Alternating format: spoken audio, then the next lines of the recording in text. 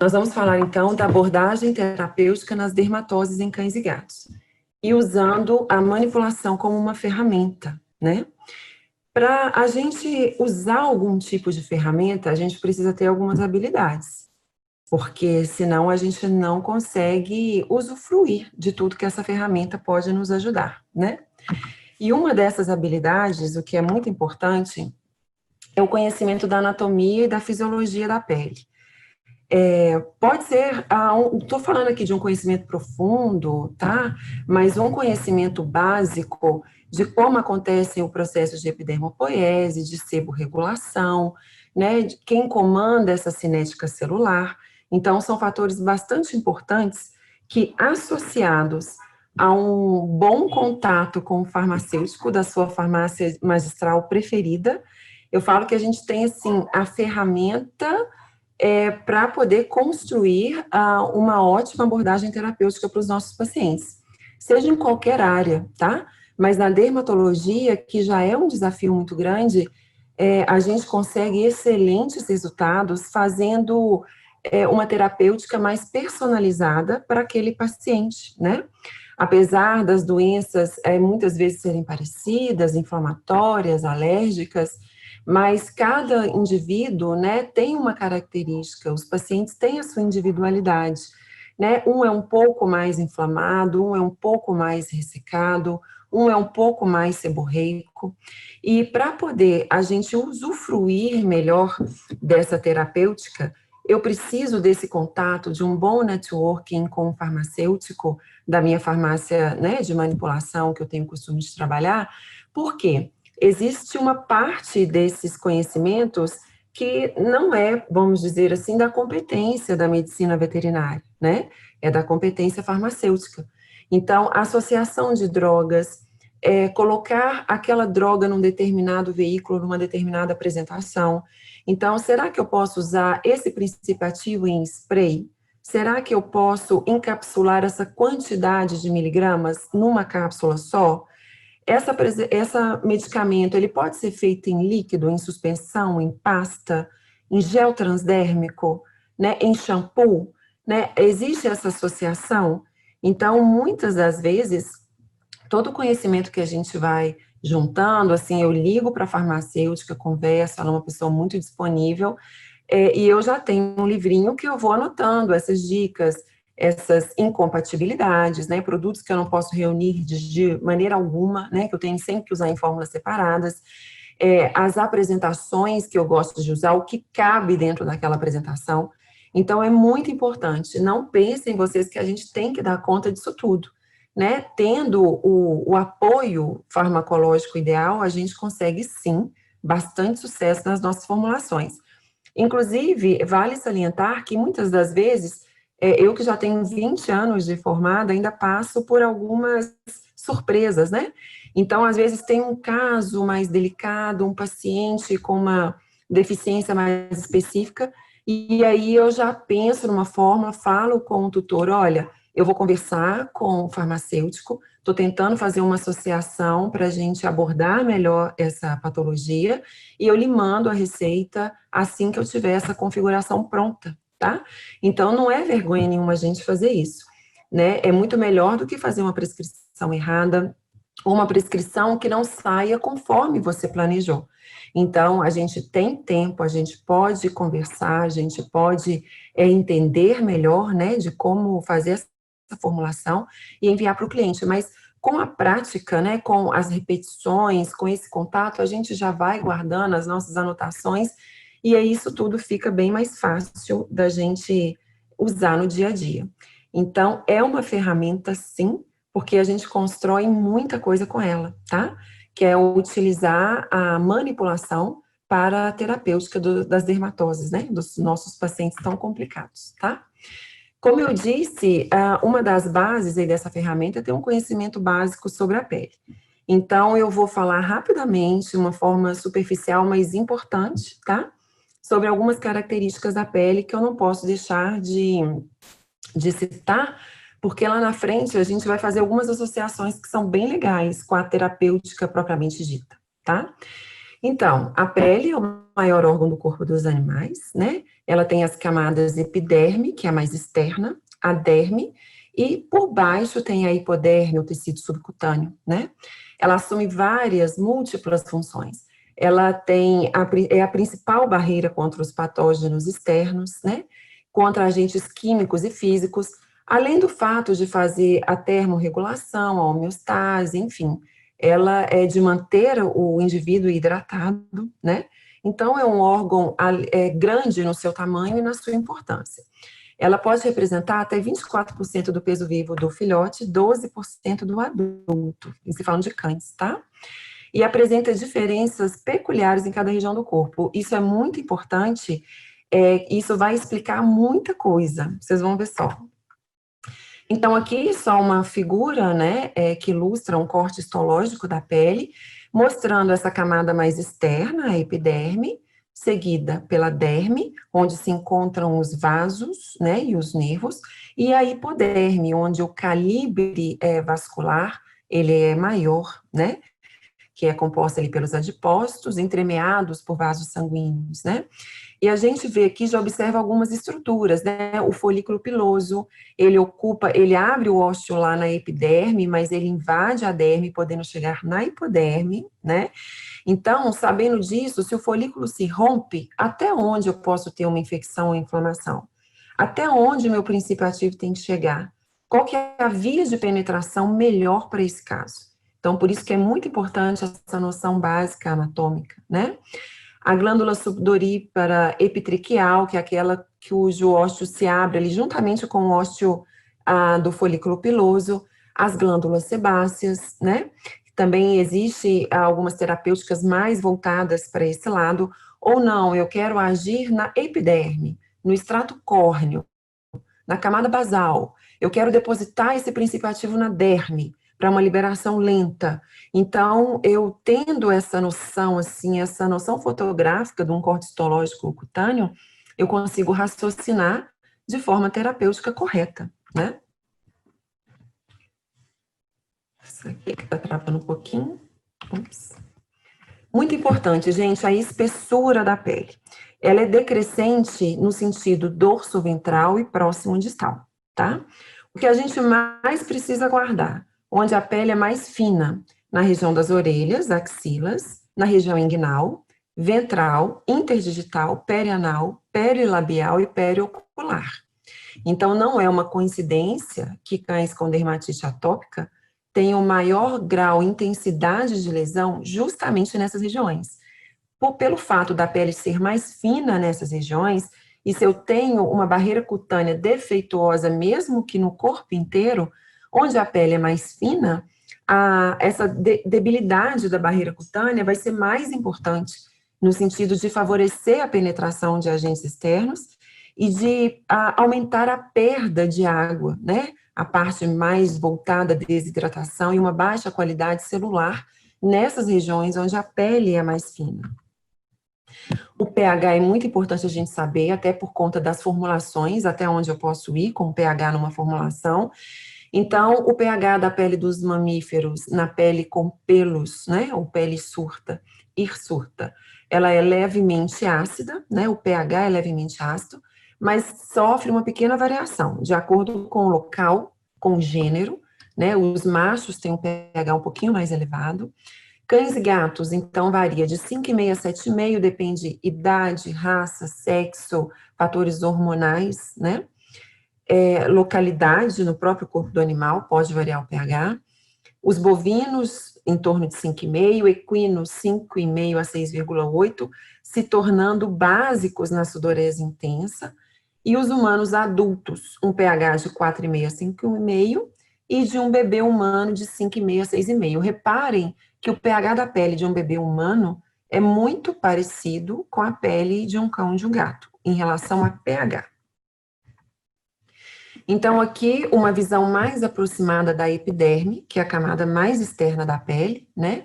Onde eu tenho o extrato córneo, o extrato granuloso, logo abaixo, o extrato espinhoso, e mais abaixo ainda, separando a epiderme da derme, a camada basal da epiderme. Vou falar uma por uma com um pouco mais de detalhes, tá?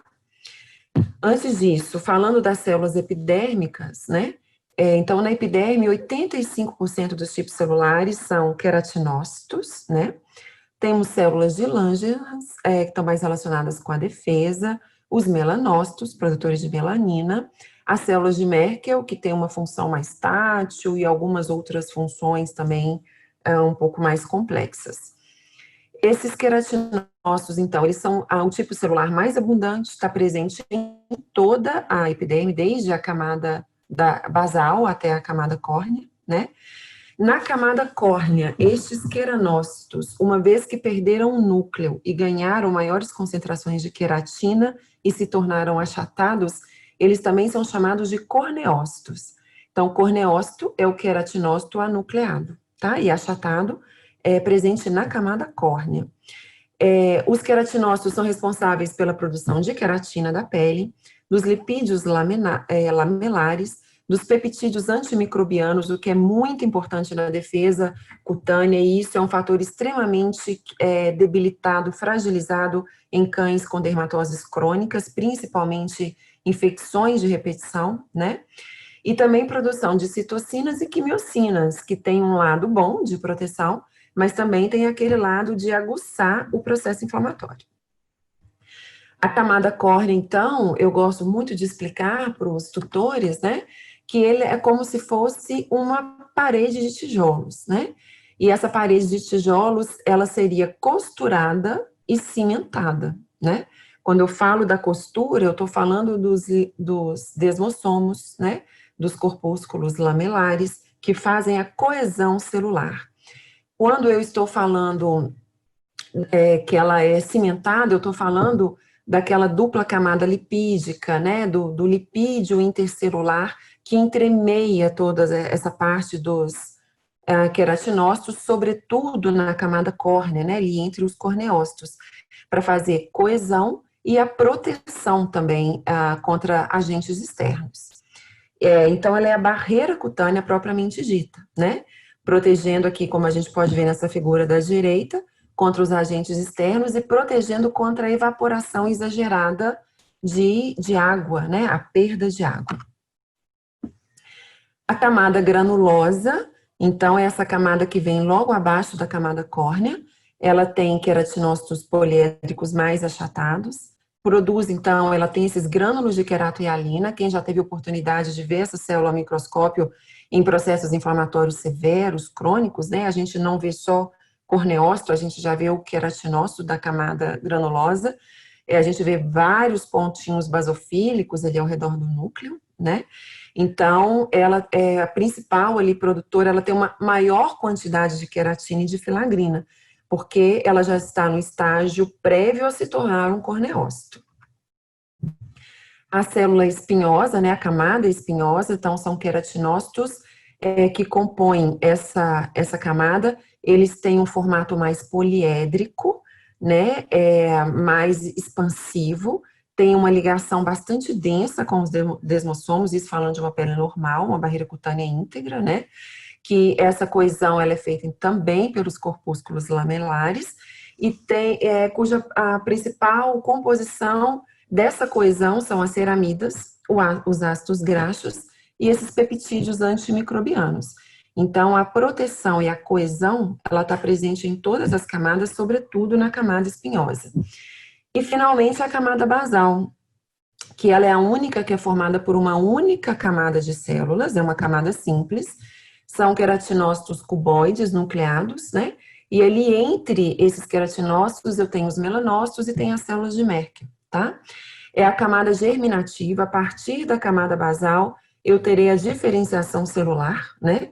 De todas as camadas acima, né? Ou seja, ela dá origem a todas essas camadas. E é onde eu principalmente preciso agir quando eu quero alterar a cinética celular. Então, quando eu quero alterar a velocidade da epidermopoiese, quando eu quero ajustar a seborregulação, é na camada basal que eu tenho que focar. Então, isso é uma dica muito importante na hora de escolher o fármaco, o veículo, e como utilizar esse fármaco para que eu consiga o efeito citostático que eu espero. A derme, então, essa camada logo abaixo da epiderme, ela é composta basicamente por tecido conjuntivo, tem vasos, nervos, tem várias células presentes nessa camada, né, fibroblastos, mastócitos, enfim. 90% da derme é composta de fibras colágenas, que dá firmeza, né, e as elásticas para dar a elasticidade à pele. E a hipoderme, que é o panículo adiposo ou subcutâneo, é o principal responsável pelo isolamento térmico, então depende muito da espessura dessa camada de gordura, né? É um local de armazenamento de gordura. E esses adipócitos, justamente por ser bastante vascularizado, também sofre com os processos inflamatórios profundos. A hipoderme, pessoal, deixa eu só fazer uma pausa aqui para saber se vocês estão me ouvindo bem. Ah, tá, já tem aqui algumas perguntas, mas as perguntas eu respondo no final, tá bem? Se não tiverem me ouvindo bem, pode colocar aqui no chat, por favor. Estão me ouvindo bem? Tá bom, muito obrigada, viu? Então, a hipoderme, eu ainda vou encontrar nela aquela unidade pilosebácea, né, que vai atravessar a derme e chegando à hipoderme, que é o pelo com a glândula sebácea e a glândula sudorípara quando presente, né? E o pelo encaracolado vai ter um folículo espiral e o liso que tem um folículo mais retilíneo. Bom, aqui a mesma foto ampliada, né? Onde eu posso ver esses folículos, a diferença da profundidade que esse folículo pode atingir, todos os componentes que fazem parte desse anexo, né?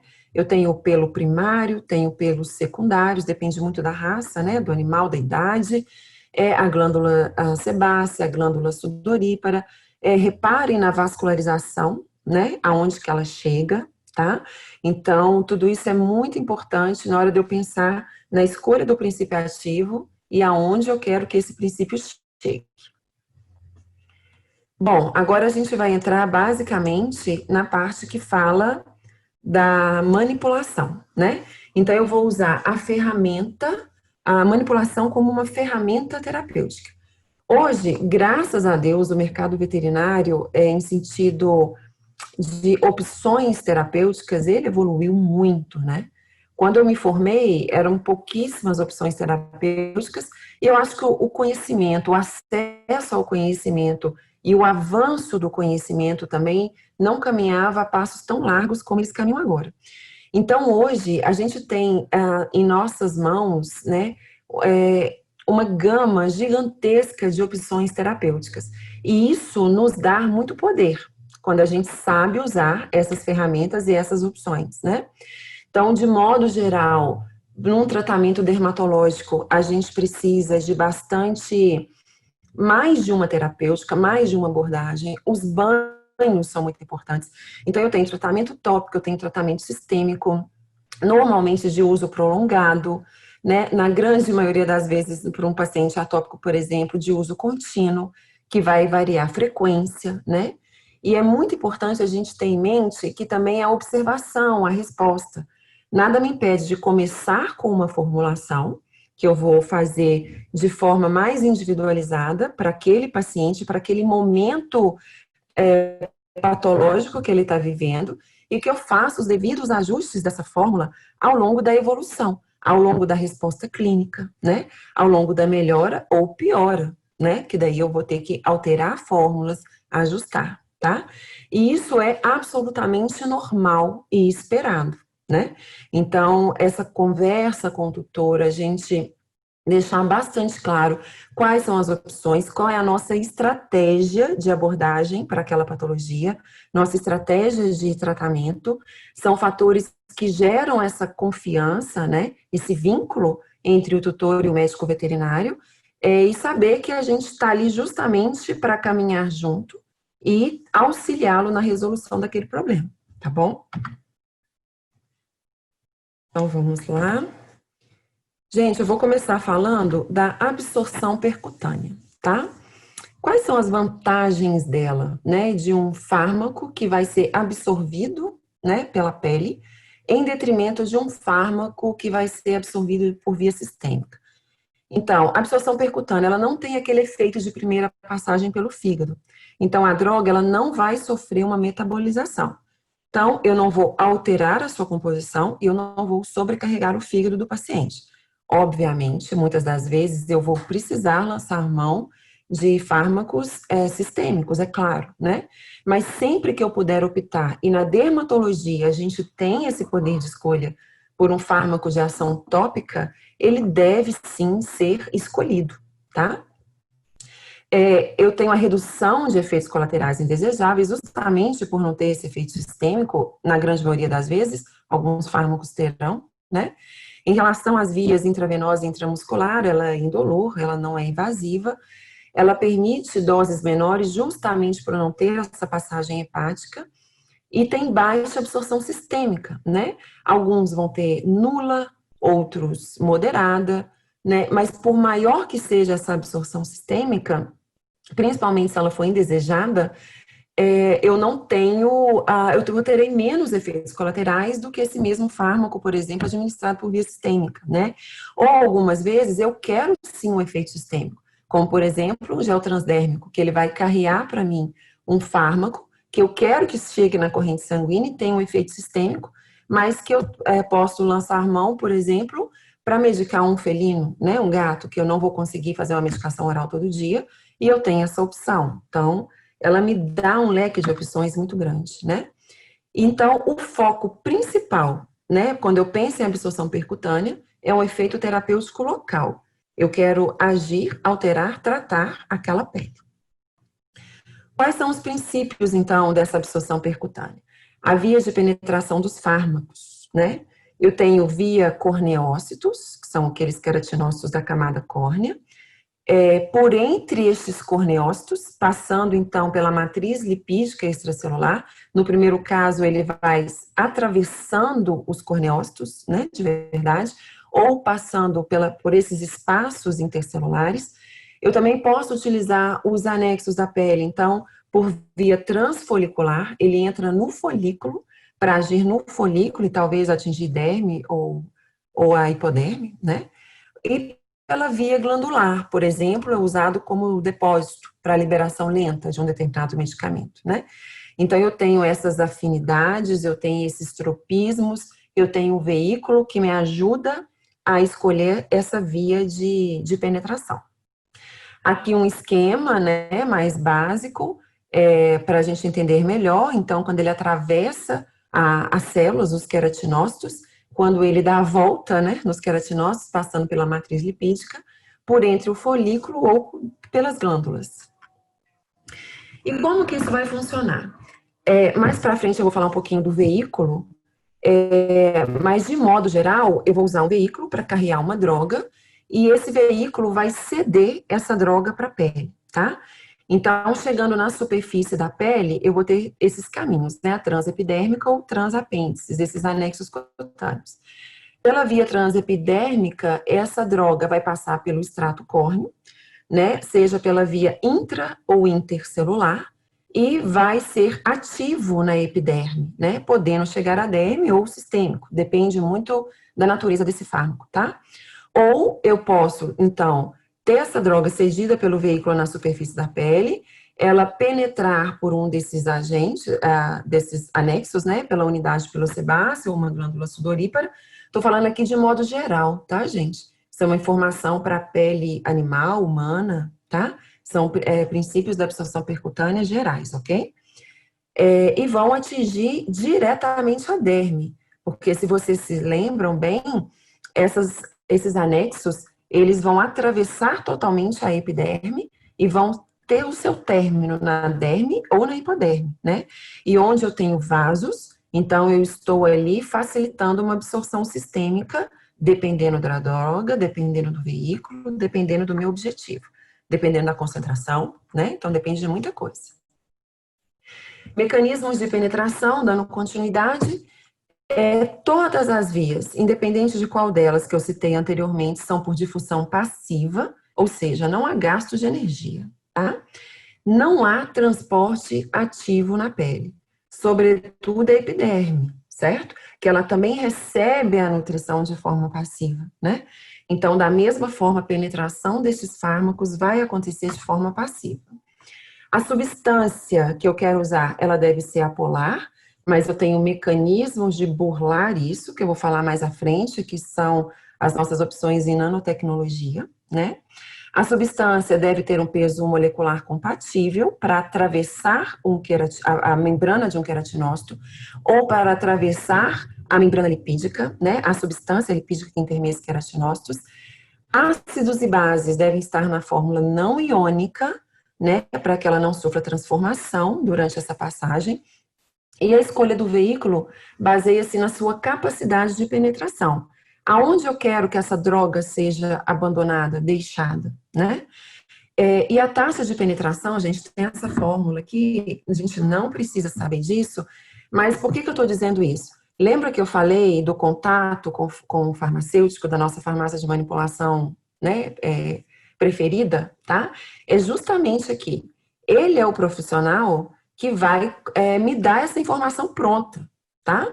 Então, o que eu posso usar, como que isso vai favorecer a penetração, e é por isso que todas essas novidades, esses avanços, né, em toda na parte de farmacodinâmica, na farmacêutica, na manipulação, nas farmácias magistrais, é importantíssimo a gente estar sempre acompanhando e sempre atento. Porque o que eu não tinha de opção há 2 anos atrás ou 1 ano atrás, hoje eu tenho, né? Então, eu posso sim melhorar um tratamento de um paciente ajustando essas novas tecnologias, né? Ou ajustando a essas características, a essas classificações, a esses conceitos que, com a ajuda do farmacêutico na composição de uma fórmula, na escolha de uma apresentação, eu consigo um sucesso muito melhor no meu tratamento, né? Então, vamos lá, para a gente não confundir mais nada, né, sobre o fármaco aplicado na superfície cutânea. Então, se eu tenho uma opção de um fármaco que não abandona o veículo, ele vai ficar na superfície, e qualquer contato, né, o animal se esfregar, o animal lamber, eu vou retirar o fármaco da superfície. Isso é sempre ruim? Não. Às vezes eu quero agir justamente na superfície, eu não quero nada de absorção, tá? Mas aí o animal tem que usar um colar por um tempo, né? Ou tem que ser uma área protegida, eu não posso deixar o animal lamber, né? Então, se eu quero agir mais profundamente, essa não vai ser uma opção para um veículo. Agora, se eu quero que o fármaco se distribua, né, pelo extrato córneo, eu vou escolher um veículo que vai favorecer isso. Então, eu tenho as opções. Se o fármaco é liberado do veículo, permanece no extrato córneo e não penetra, ele também vai ser eliminado. Então, se eu errar, por exemplo, usando uma substância de alto peso molecular, uma substância altamente lipofílica, que não vai atravessar a barreira cutânea da forma que eu quero, porque eu preciso de uma substância hidrofílica para fazer isso, ou usar de mecanismos que a tornem hidrofílica, tá? Ou eu tenho uma outra opção, que é o fármaco que se difunde pela pele, né, pelo extrato córneo e as camadas mais profundas da epiderme. Com essa opção, ele pode ser metabolizado pelas células epiteliais ou não metabolizado pelas células epiteliais, permanecendo no meio extracelular. Então, tudo depende do que eu quero, do que eu preciso, né, qual que é a patologia, qual que são as opções terapêuticas, né? Mas é muito importante a gente saber que tudo isso pode acontecer quando eu ministro um fármaco tópico no paciente. Os princípios da absorção percutânea, então, o que eu preciso? Um bom estado de hidratação do extrato córneo, né? Lembra que eu comentei que eu preciso de substâncias ou de condições hidrofílicas para essa absorção? Então, se eu tenho um extrato córneo hidratado, eu melhoro grandemente a capacidade de absorção. Então, não é à toa que muitas vezes é a melhor opção eu aplicar um hidratante após o banho, né? Então, eu vou melhorar a absorção daquele produto. Então, são dicas que não acontecem ao acaso. Realmente existe uma condição fisiológica para favorecer ou para atrapalhar a ação daquele fármaco, né? Eu posso ter o melhor fármaco na sua melhor apresentação, mas usá-lo de uma forma equivocada. E aí eu não vou conseguir o efeito terapêutico que eu preciso, tá? a integridade do extrato córneo. Então, se eu tenho soluções de continuidade e uso um fármaco com potencial irritativo, eu vou aumentar esse potencial irritativo se eu tiver soluções de continuidade nessa pele, né? O fluxo sanguíneo, que vai variar com a espessura da pele, com a idade do animal, com a condição inflamatória dessa pele, né? O peso molecular da substância, ela vai passar, ela vai ficar na superfície, isso é importante. A idade da pele, que está diretamente relacionada com a espessura, com a capacidade de hidratação dessa pele, né? A temperatura ambiente e da pele do animal também são fatores que vão corroborar para essa interferência ou aumentar o potencial absorvitivo de um determinado fármaco. Os veículos, né? O veículo, ele não é inerte, tá, gente? Alguns servem ali com carreadores para unificar aquele fármaco, eu preciso disso para estabilizar uma fórmula. Agora, outros veículos, a gente usa até como um fator não meramente coadjuvante, mas um fator potencializador para determinados fármacos, tá? Então, as propriedades físico-químicas do veículo influenciam grandemente a eficiência da terapia, né? Às vezes, uma mesma fórmula terapêutica, com os mesmos fármacos, uma com um veículo coadjuvante, a outra com um veículo que tem uma ação mais ativa, o resultado do tratamento também vai ser diferente, tá? E a capacidade de permanecer na superfície cutânea, que se eu quero fazer um tratamento cutâneo, eu preciso, né, de um veículo que permaneça na superfície cutânea, tá? Então, essa associação veículo mais fármaco, que ela esteja presente no extrato córneo. Isso é muito importante. O veículo, aí a gente tem algumas coisas a pensar, né? Quando o veículo penetra mais rapidamente que o fármaco, o que vai acontecer? Dependendo da característica físico-química desse veículo, ele vai modificar o estado de hidratação do extrato córneo. Então, ele aumenta a hidratação para favorecer a absorção daquele fármaco, né? Então, ele já vai ser uma substância que vai potencializar a ação de um determinado fármaco. A incrementação dessa penetração também é uma ferramenta que eu posso determinar pela escolha do veículo, né? Que é a modificação da camada dupla lipídica, da matriz lipídica intercelular, e o DMSO, dimetilsulfóxido, ele é usado como um fármaco primário, como um veículo, né? Principalmente na dermatologia, a gente gosta muito dele como veículo, principalmente pelo efeito sinérgico com os corticosteroides. Então, se eu vou usar um corticosteroide numa área muito inflamada, numa calcinose cutânea, por exemplo, né, que é um processo extremamente inflamatório, doloroso, né, eu uso o veículo da MSO para poder carrear melhor o meu corticóide que vai agir naquele local, porque além dessa ação de incrementar a penetração, ele tem uma ação anti-isquêmica, anti-inflamatória, né, e essa sinergia que vai potencializar. Ele tem a capacidade de atravessar as barreiras com maior facilidade e ele tem essa plasticidade, né? Ele pode ser lipo ou hidrossolúvel, ele consegue essa plasticidade, melhorando a condição de absorção do fármaco principal e ainda agindo também, né, com uma certa ação terapêutica, quando isso é desejado, né? Bom, como eu disse para vocês, eu tenho alguns mecanismos de facilitar a absorção, de usar fármacos, drogas que talvez não seriam tão eficientes se eu não lançasse mão dessas opções tecnológicas como a nanotecnologia, que veio realmente para revolucionar os tratamentos tópicos, sobretudo, tá? Apesar da nanotecnologia, ela ser usada em várias questões de saúde. Eu tenho nanotecnologia em medicamentos intravenosos, né? Injetáveis, intramuscular, ela é usada na eletrônica, enfim, a nanotecnologia ela é extremamente ampla, tá?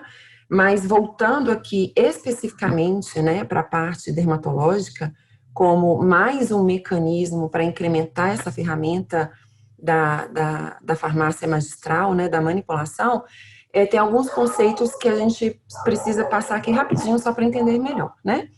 Então, o que seriam esses nanocarreadores? Né? É aquela partícula que vai carregar o meu princípio ativo, a minha droga.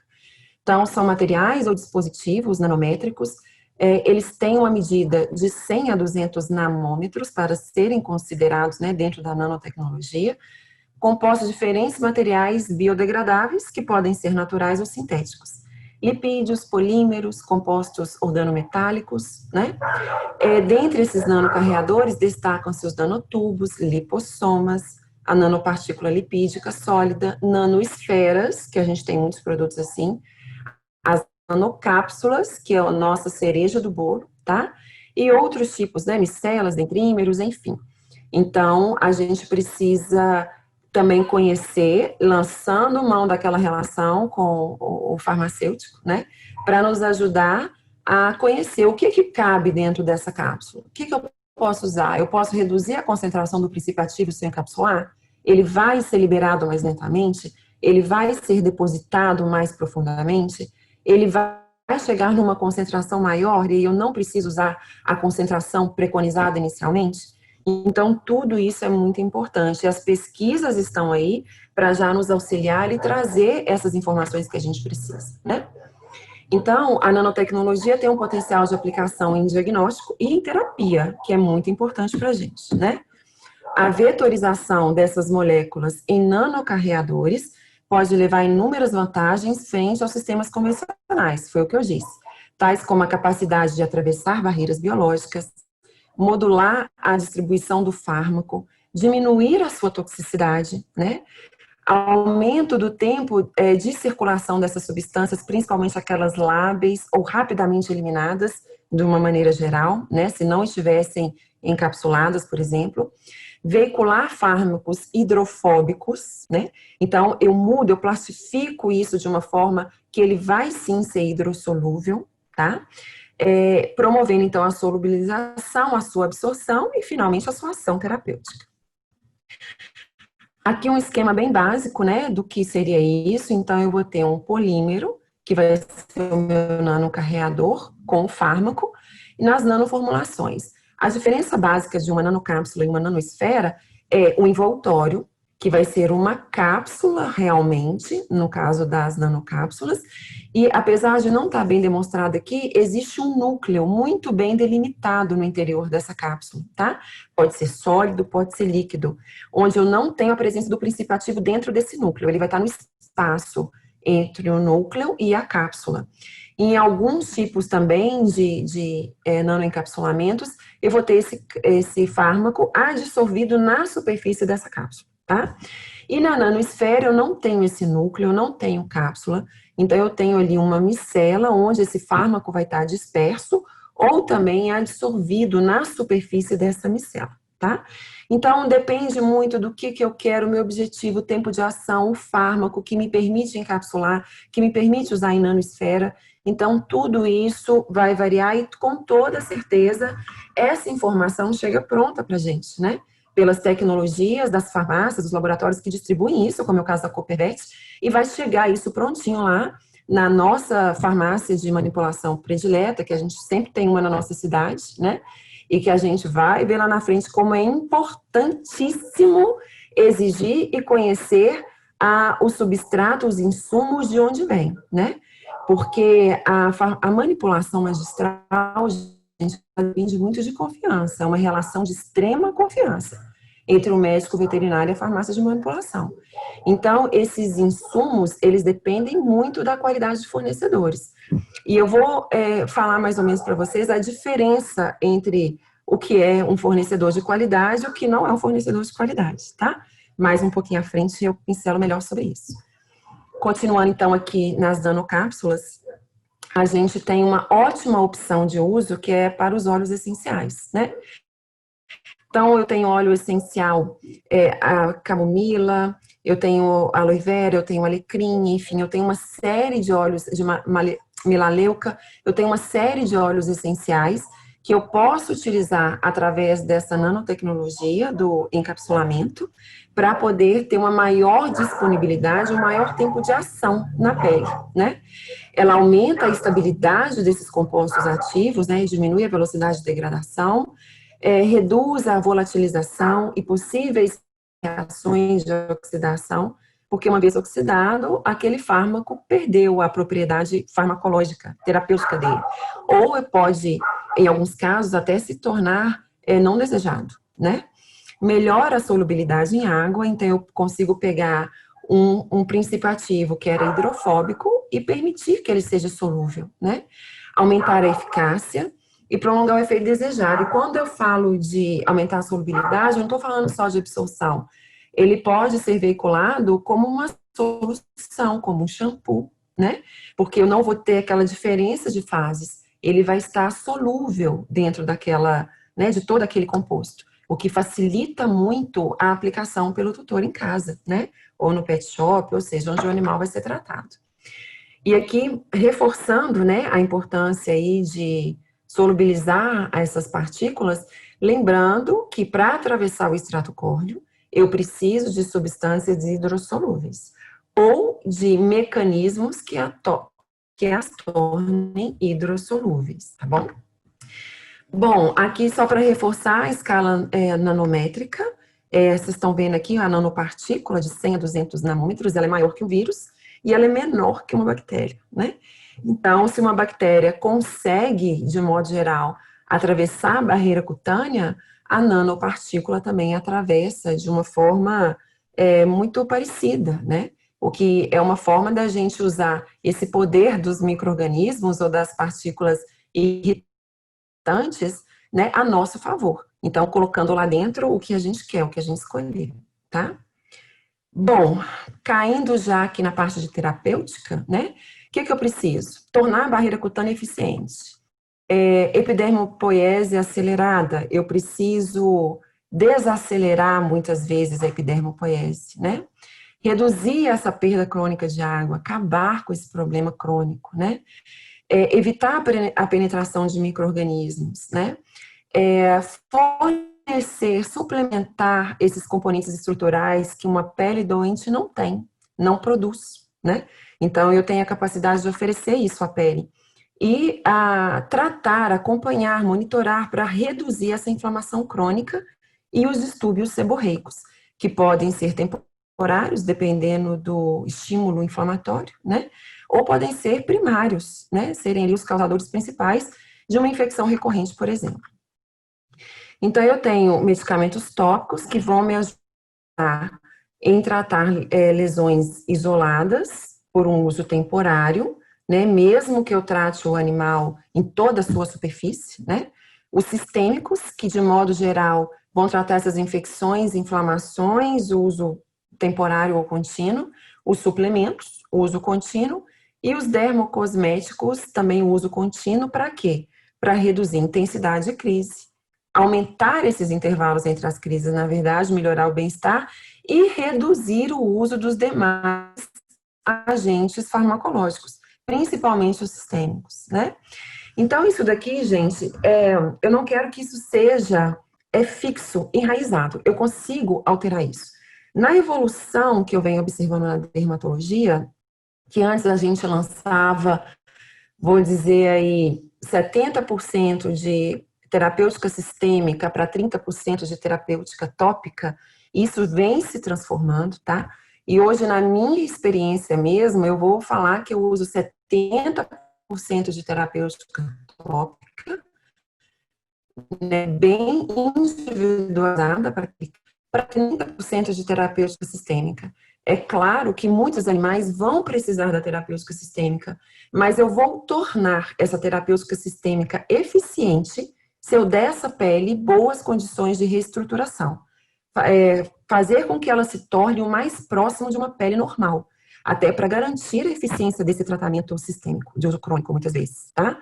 Então, é muito importante, não existe um tratamento sistêmico que substitua um tratamento tópico em dermatologia. Então, vou tratar sistemicamente, eu posso parar com os banhos, parar com os sprays, com a hidratação, com o controle da untuosidade. Não existe. Eles são sempre associados, tá? E o tratamento tópico, ele tem muito mais poder de alterar o tratamento sistêmico do que o contrário. Então, quando a gente usa essa ferramenta bem, conhece, usa a nosso favor, a gente consegue muito mais sucesso até com os tratamentos sistêmicos, sejam eles alopáticos ou não, tá bom? Então, o objetivo, pegar uma barreira deficiente e torná-lo o mais próximo possível de uma barreira cutânea normal, né? Aquela que não permite a entrada dos agentes externos nocivos e que evita a perda de água e que tem uma epidermopoiese regular, né? Que é o processo de substituição da pele, que ela não seja acelerada demais, porque isso faz descamação, né? E que também não tenha um distúrbio seborreico tal que atrapalhe na questão de bem-estar, de untuosidade, de infecções de repetição. Então, eu busco o equilíbrio, nada mais do que isso, né?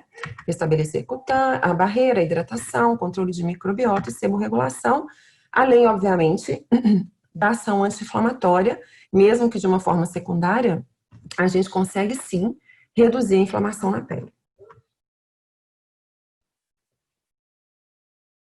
E o que eu tenho para usar?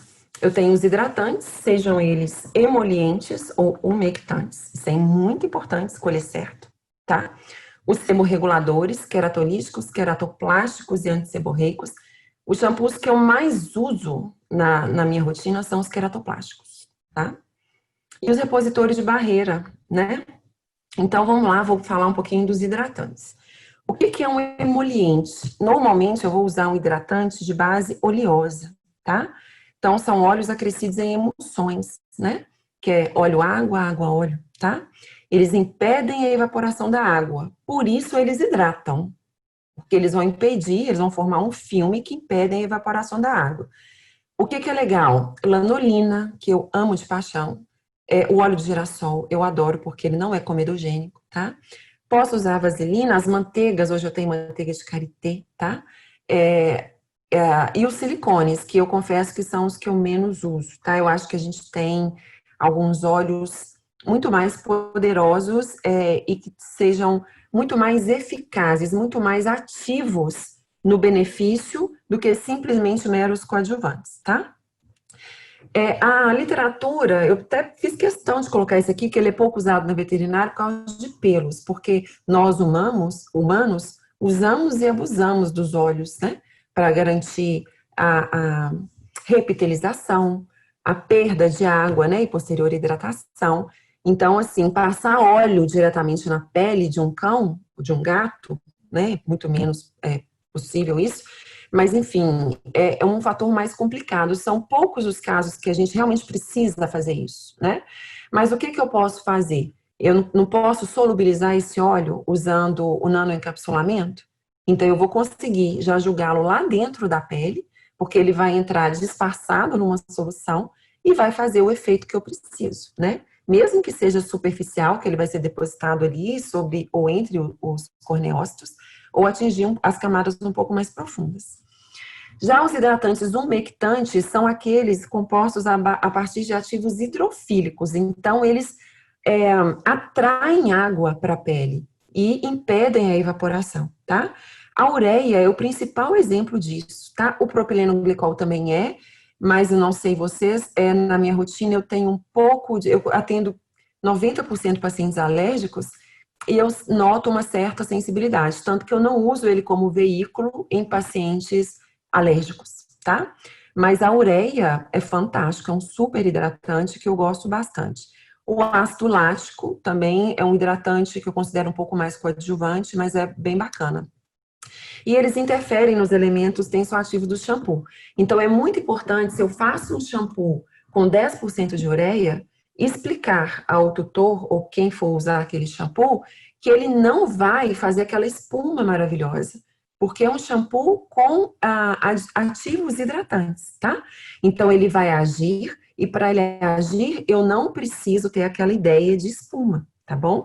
Então a gente precisa explicar isso para o tutor não gastar litros de shampoo, falando que gastou muito, né? Que acaba ficando caro. Então a gente explica muito bem isso antes, para que o produto seja usado de uma forma correta e eficaz, tá? E aqui ilustrando o efeito emoliente e o efeito umectante, né? Então, bem mais à esquerda aqui desse desenho dos emolientes, eu tenho uma perda de água, né, descontrolada, e se eu uso o emoliente que vai fazer um filme lipofílico, aqui eu não estou considerando em colocar esses agentes em camadas um pouco mais profundas da epiderme, tá? Mas ele forma um filme que impede a evaporação de água, né? E ajuda também na coesão celular, tá? Porque normalmente é uma pele com uma estrutura mais ressecada, porque ela tem pouca matriz lipídica entre os corneócitos, né? E os umectantes, eu vou usar, por exemplo, num animal que produz um excesso de sebo como forma compensatória da desidratação, olha que loucura. E tem uma pele com baixíssima água, né? E isso é um dos diagnósticos que eu percebo serem mais difíceis, tá? Eu às vezes recebo pacientes que recebem uma terapêutica inadequada para aquele tipo. Ele é identificado como um paciente de pele xerótica, né, com uma desqueratinização. E, na verdade, ele tem seborreia, ele produz muito sebo e tem pouca água na pele, tá? Então, eu não vou usar um agente hidratante emoliente para um cão que tem muito sebo na pele. Eu vou usar um agente umectante. Eu vou reter água enquanto eu uso um outro princípio para fazer a seborregulação, tá? Então, é muito importante a gente escolher isso muito bem. Aqui alguns exemplos. Isso tudo vai estar disponível para vocês, tá, gente? Então, eu tenho a ureia com as concentrações, eu uso 7 a 10% normalmente. O extrato glicólico de aloe vera, maravilhoso, além de hidratante, tem uma ação calmante, anti-inflamatória, tá? Sempre gosto dos 6%. A camomila eu trabalho com 4%. Ceramidas, a lanolina é fantástico para animais que têm a pele extremamente seca. É um shampoo maravilhoso, tá? Para fazer aquele filme lipofílico.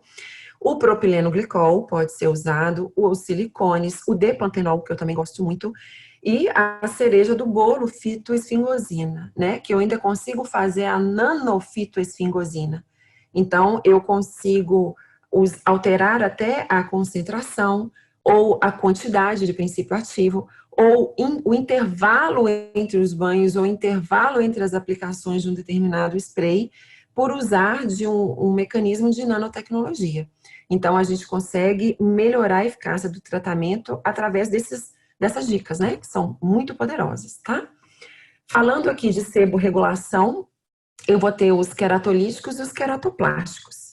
O que é um queratolítico? Vamos pensar naquele animal que está com uma hiperqueratose, aquela pele de elefante, quase um crocodilo, um dinossauro, tá? Que é a pele extremamente espessada. Normalmente ela já vai estar hiperpigmentada, né? Ela vai estar lignificada, tá? Então, assim, estou pensando um extremo só para a gente desenhar isso muito bem na cabeça.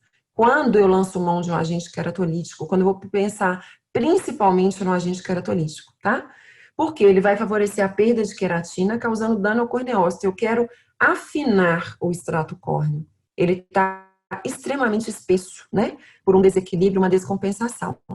Então, eles vão diminuir a espessura da camada córnea, reduzindo essa descamação e melhorando a epidermopoiese, vai acalmar essa velocidade de epidermopoiese, tá? E um queratoplástico, ele tem um efeito aonde? Lá na camada basal. Então, ele tem um efeito citostático, ele vai alterar a cinética celular.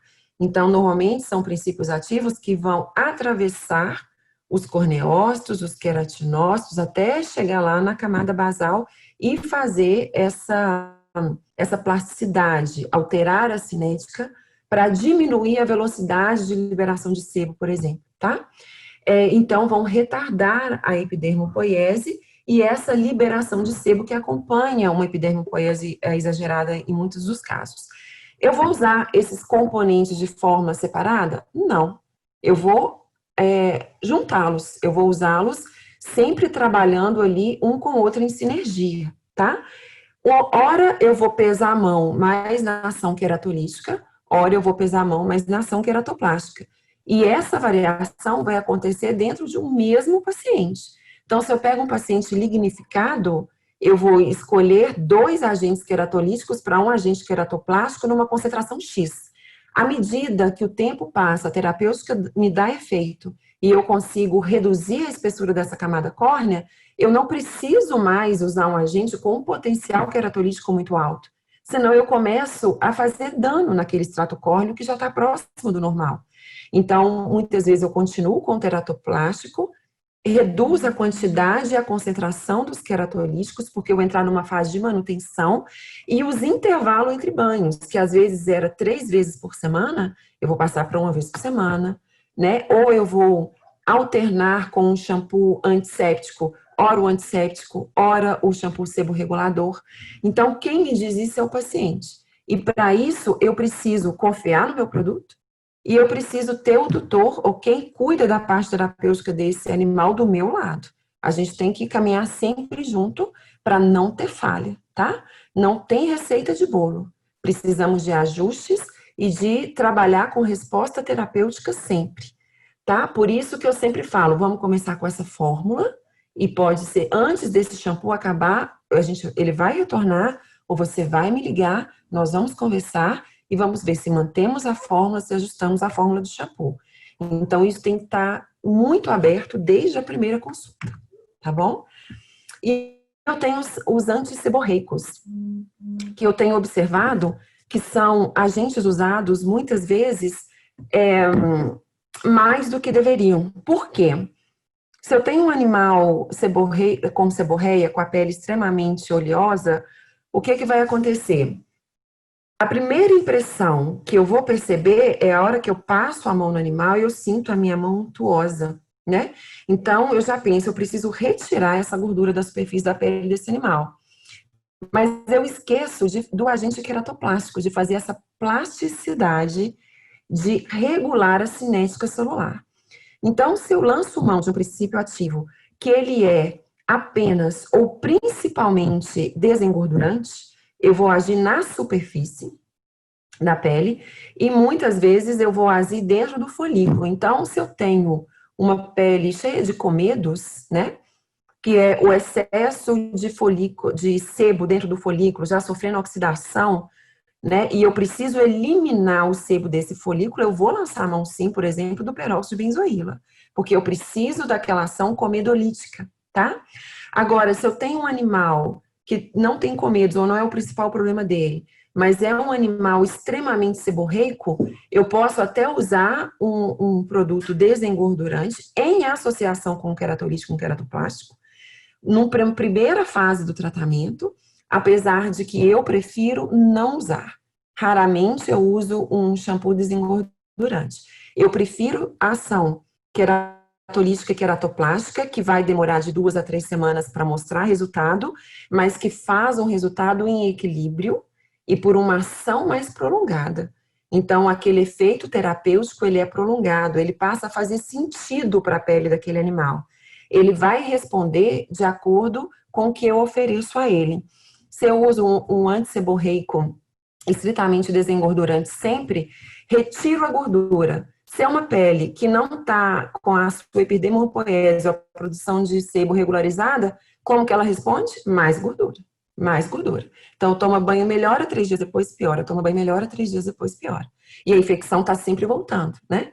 Porque a própria microbiota, muitas das vezes, vai usar da oferta de nutrientes, né? A malacésia não depende, mas adora gordura, né? Ou a própria microbioma bacteriano também vai usar essa gordura para se multiplicar, tá? Então, eu estou enxugando gelo o tempo todo, tá? Então, é muito importante conhecer onde eu devo agir, o tempo que eu devo agir, em qual concentração que eu preciso agir. Tudo isso é importante para a gente ter um sucesso terapêutico. Aqui, algumas substâncias, né?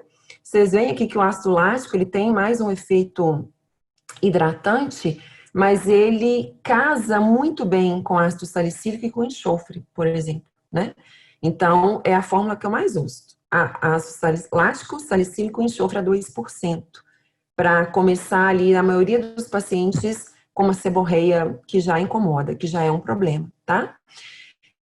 Muito cuidado com a seborreia secundária, um processo inflamatório crônico, por exemplo, no Shih Tzu, a gente vê muito isso. O Shih Tzu não é naturalmente um cão seborreico, ele tende mais a uma desqueratinização, a pele seca, mas naquele momento ele está seborreico.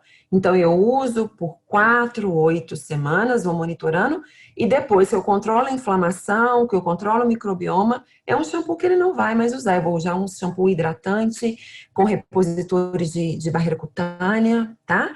Agora, se eu pego um labrador, um cocker, né, um schnauzer, dificilmente eu consigo tirar esse shampoo da rotina dele. Ele vai usar porque muitas das vezes a seborreia ela é primária e eu preciso fazer essa seborregulação, tá, gente? Não é eliminar o problema, é regular o problema. E aí vai trabalhar com o espaçamento, às vezes com concentração, né?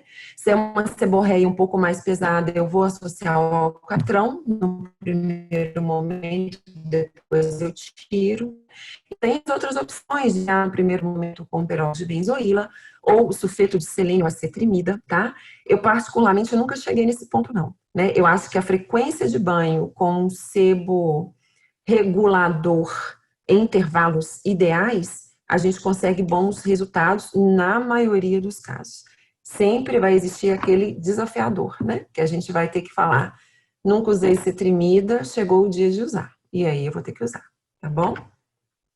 Ligar para o farmacêutico, né? E conversar com ele de como que a gente vai usar, tá?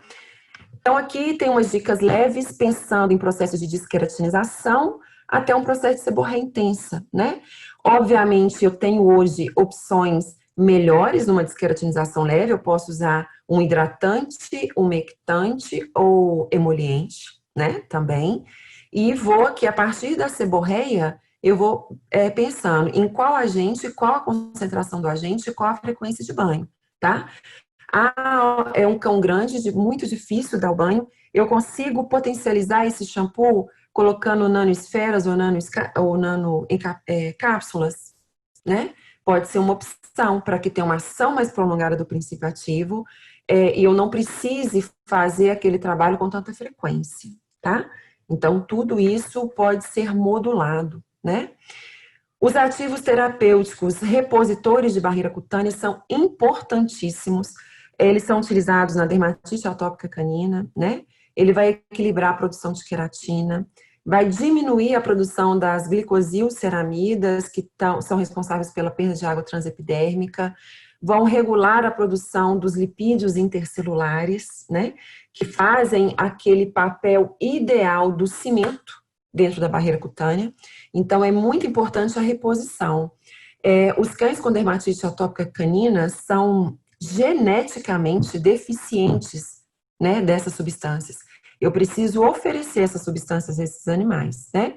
Seja de forma sistêmica, seja de forma tópica, seja as duas formas na maioria das vezes.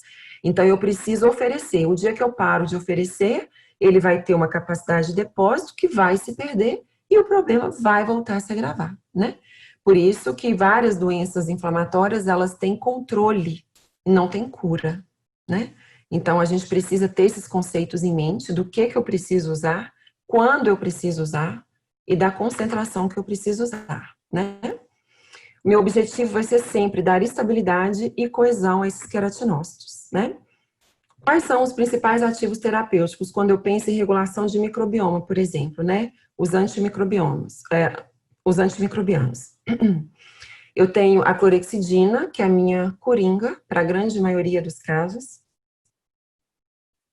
Os mais desafiadores, eu lanço mão do ácido fusídico a 2%, aqui está 1%, a gente pode usar até 2%, que é fantástico, tá? Desamopirocina, não usem de forma indiscriminada esses agentes, por favor.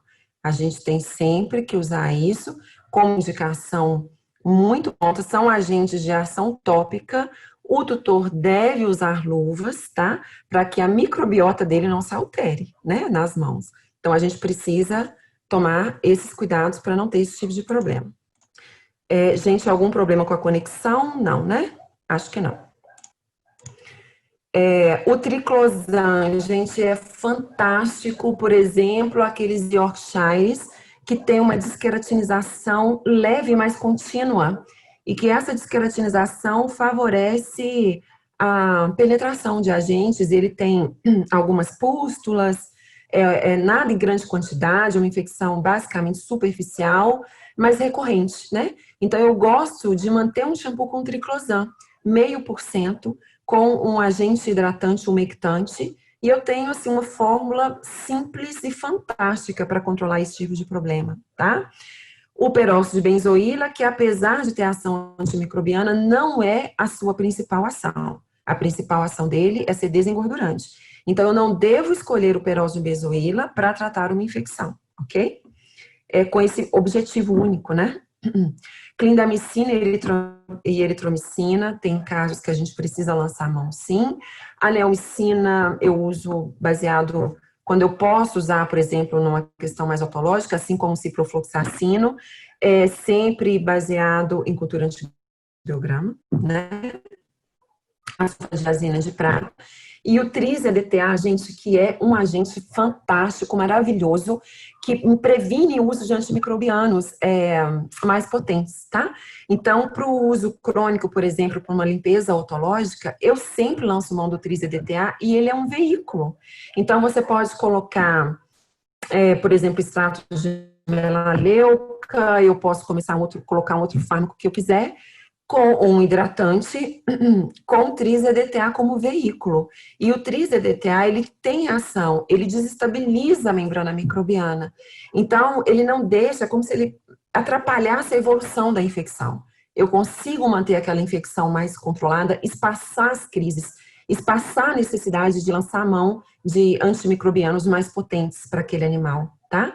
Basicamente, fazendo limpezas com tris-EDTA semanalmente, por exemplo. Então, é um medicamento pouco utilizado ainda, se falando da medicina veterinária clínica geral, né? Na dermatologia, a gente lança bastante mão dele e é muito pouco utilizado. A gente tem realmente que lançar mais mão disso daí. Anti-inflamatórios, vai depender muito da potência que eu quero, que eu preciso, né? Então, e da capacidade de absorção sistêmica. Então, eu tenho a hidrocortisona, betametasona, prednisona, dexa, triacinolona, fluocinolona, que é bastante potente. E se eu não quiser um anti-inflamatório corticoide, eu posso usar o ácido glicirrízico, que é muito bom para inflamações. Então, digamos que você tem um paciente com hipercortisolismo totalmente descompensado, você não pode usar nenhum colírio com corticoide nesse animal. E ele é atópico, tem um otite estenosante, claro que não terá a mesma potência de um agente corticosteroide, mas eu consigo controlar, aliviar, reduzir a dor, garantir o bem-estar daquele animal com ácido glicirrízico, por exemplo. Tá? Então, para poliodermatite, é uma opção que eu gosto bastante também de usar. E o DMSO, que além de veículo, também tem um efeito anti-inflamatório, né? O alfa-bisabolol, ele tem um efeito anti-inflamatório, vamos dizer assim, um pouco mais secundário, mas funciona bem também, numa fase de manutenção, que a inflamação foi controlada e agora eu preciso manter, eu posso usar. E a pentoxifilina, quando essa inflamação for causada por distúrbios circulatórios, né? Para a gente reduzir a isquemia, por exemplo, nas extremidades. Então, eu lanço mão da pentoxifilina. Os principais ativos antifúngicos são vários, depende do caso, da quantidade de malacésia que eu encontro, se é um dermatófito, se é a esporotricose, enfim, né? Então, tem o cetoconazol, miconazol, clotrimazol, aqui está falando mais os tópicos, né? A anistatina, que eu adoro para tratamento de malacésia, o endazol, tá, gente? Desculpa, melaleuca, maravilhosa, principalmente a nanomelaleuca, maravilhosa, tá? Então, quando a gente usa a nanomelaleuca para fazer numa solução otológica de limpeza, por exemplo, que um animal que tem facilidade ou repetidas infecções por malacésia, sem ser por dermatite atópica, às vezes é porque é um animal que tem seborreia primária. Ele vai ter otite ceruminosa com muito mais frequência, né, por ser um cão seborreico. Então, a gente consegue controlar com a remoção do cerumen e usando a melaleuca como uma opção para evitar a proliferação do agente fúngico, além do seu efeito anti-inflamatório. Então, não preciso ficar usando cetoconazol, miconazol como preventivo, vamos dizer assim, tá? Então, a gente tem que escolher muito bem, tá?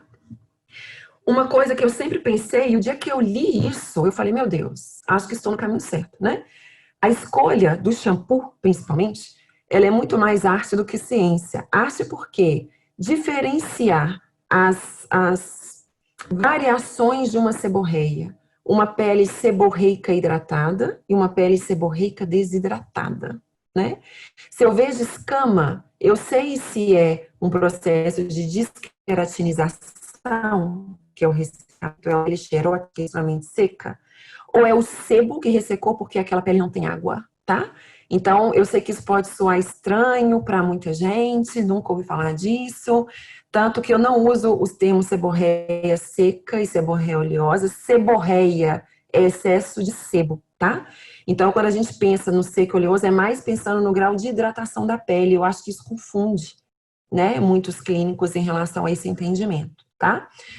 Garantir a estabilidade à pele do doente, então, como que eu reduzo o uso de drogas através de dermocosméticos, né? Fitoesfosam, a própria melaleu, aloe vera, camomila, ceramidas, né? Eu vou reduzir crises, reduzir a quantidade de antimicrobianos, a quantidade de corticosteroides ou outros imunomoduladores que esse animal vai precisar usar, né?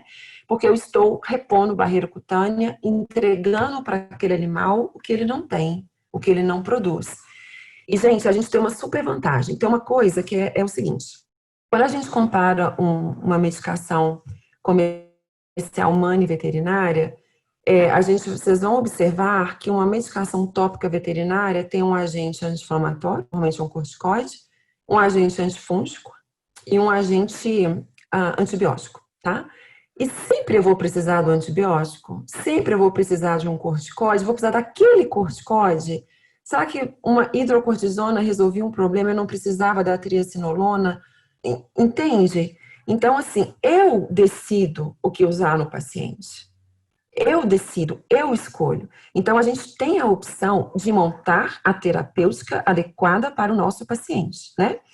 Resistência microbiana, eu falo que é o que vai garantir o fim da humanidade. Então, a gente tem que fazer o nosso papel reduzindo o uso indiscriminado de antimicrobianos, tá? Eu vou usar quando necessário.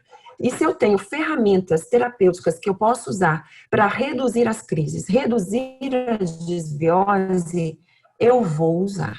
Sempre eu vou usar, tá? Isso dá até conforto ao tutor saber, porque é muito incômodo.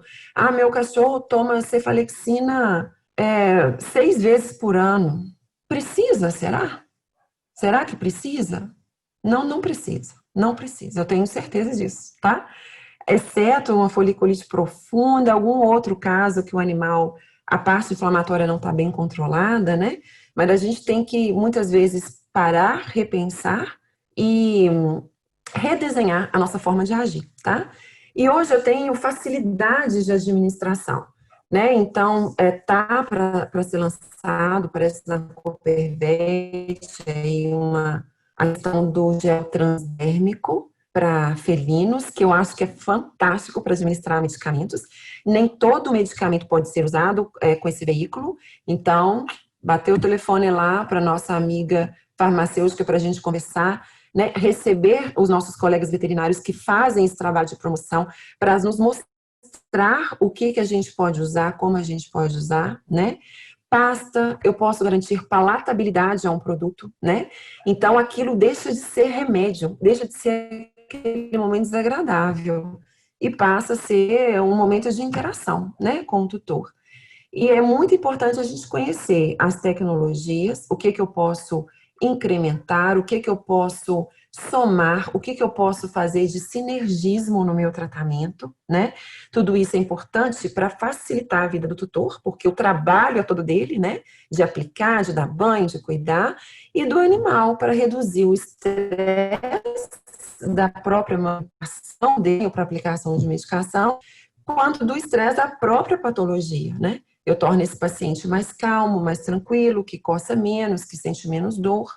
Então, são, como eu disse, ferramentas que a gente, quanto mais dominar, mais eu construo, mais eu faço para o meu paciente, tá? Tem vários produtos dessa linha da Copervet, gente, que são realmente fantásticos, tá? Eu não estaria aqui falando se realmente não fossem, porque eu pesquisei muito, eu conversei com com as farmácias de magistrais que eu trabalho aqui em Belo Horizonte, Então, realmente, tive, assim, foi muito bem recomendado, eu fiz um trabalho investigativo profundo, tá? Então, são tecnologias muito importantes, que têm um processo de qualificação muito robusto, certificação dos fornecedores da Coopervet, né? Eles passam por auditoria, eles só vendem para aquelas massas que têm o registro no Ministério da Agricultura para fazer a manipulação veterinária. Isso é muito importante. Além de ser a questão de valorização da nossa profissão, garante eficiência e qualidade dos nossos produtos, né? Eu gosto muito de falar que eu coloquei aqui, que não só para a questão dermatológica, o Macrovet, que são as beta-glucanas, né? Que é um composto feito através da parede de leveduras, que fazem imunomodulação de uma forma excepcional e controle da inflamação. Tanto para osteoartrite, para dermatite atópica canina, ele deve ser sempre, eu gosto, né, e recomendo, como um adjuvante no tratamento, tá? A questão de nanotecnologia, lembra que eu falei também da reposição de barreira cutânea com os ômegas, né? A fração DHA, EPA, enfim. A gente tem como escolher o que dar e o que usar e a forma, né, que eu posso fazer isso. Aqui tem várias outras coisas, olha só, né? Nano-afitoesfingosina, nano-camomila, nano-calêndula, enfim, um blend de óleos, né? A mupirocina, eu consigo manipular sprays de mupirocina, né? Alguns blends hidratantes, olha, óleo de coco com argan, abacate, tudo nano encapsulado, né? A melaleuca, o óleo de ojon, o ômega para aplicação tópica, repelentes, né? A icaridina, por exemplo, o óleo de nim, para aqueles animais atópicos que têm alergia a todos os repelentes, né? Então, eu posso usar a icaridina ou óleo de nim, muitas vezes, como uma opção, tá bom? Pessoal, muito obrigada. Vou dar uma olhada aqui agora no chat para a gente ver as dúvidas e vou responder aqui à medida do possível, tá bom? Aqui está o meu contato de e-mail. Se eu não conseguir responder todas, que eu acho que eu avancei aqui um pouquinho a hora, eu vou dar uma pincelada, mas estarei à disposição para responder aqui pelo e-mail, tá? Posso demorar um pouquinho pela rotina de trabalho, né, que é um pouquinho pesada, mas com certeza eu vou responder, tá? E aí o Instagram, né, da Clínica Especialidades, que eu atendo em Belo Horizonte, a Vete Lavi, o meu, que é o Dermatovete BH, e o da Coopervet, para a gente ficar sempre ligadinho nas todas as novidades tecnológicas terapêuticas, para a gente nunca ficar para trás, tá bom?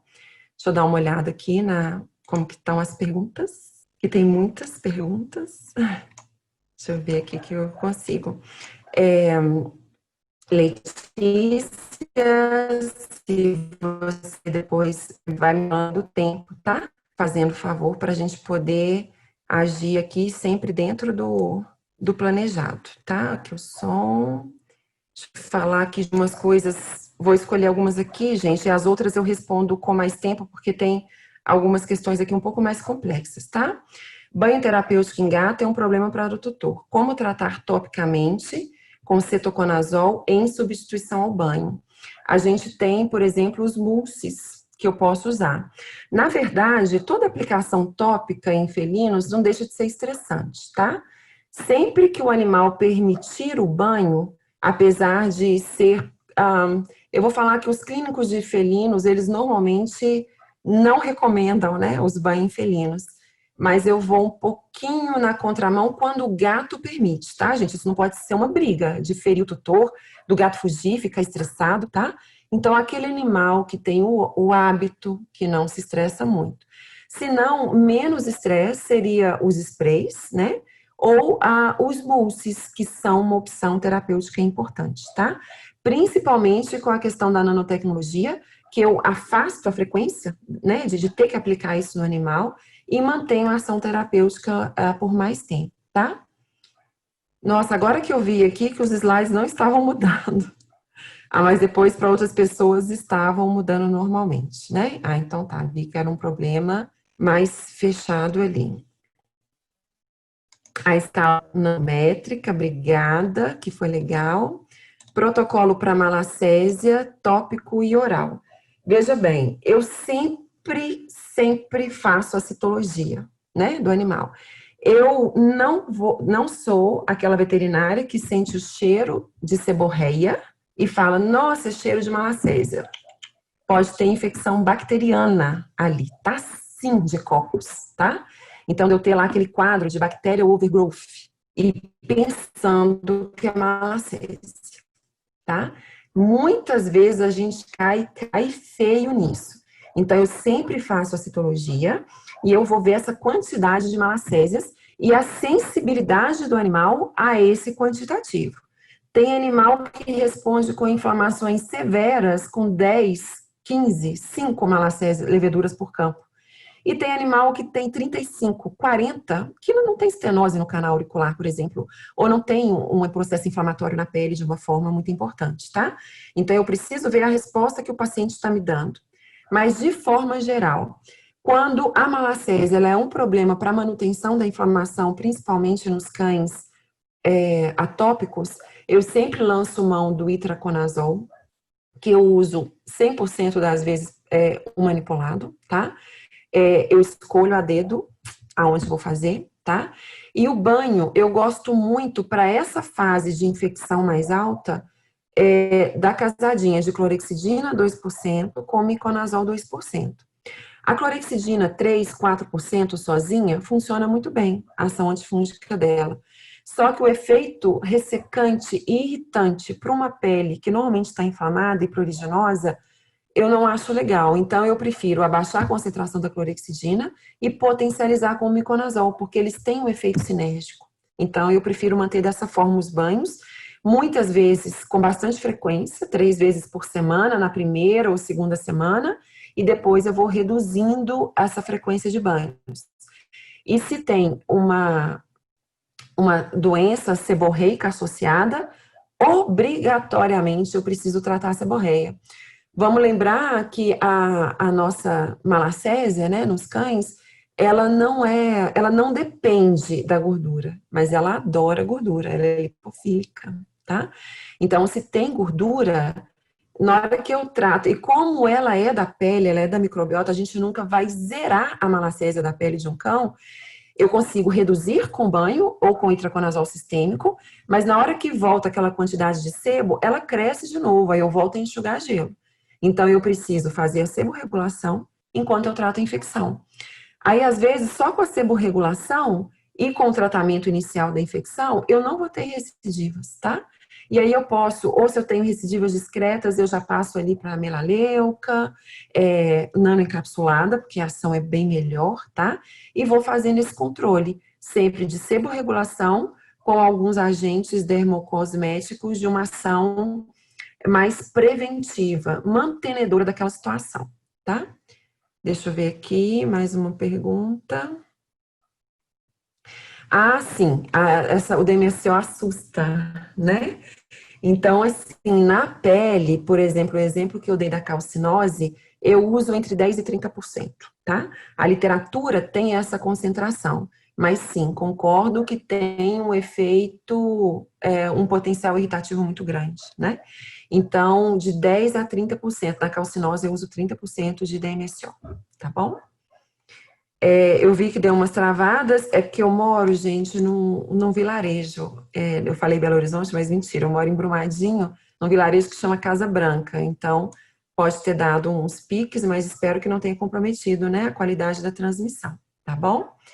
Leda, obrigada por você estar aí. Dermato incrível, é uma honra ter você aqui, tá bom? Pessoal, as outras perguntas eu faço questão de respondê-las pelo e-mail, tá? Por favor, William, tem uma outra pergunta aqui também. Pode me mandar aqui sobre as glândulas, né? A gente vai discorrer um pouquinho mais. Pode me mandar no e-mail que eu vou ter o maior prazer em responder, tá?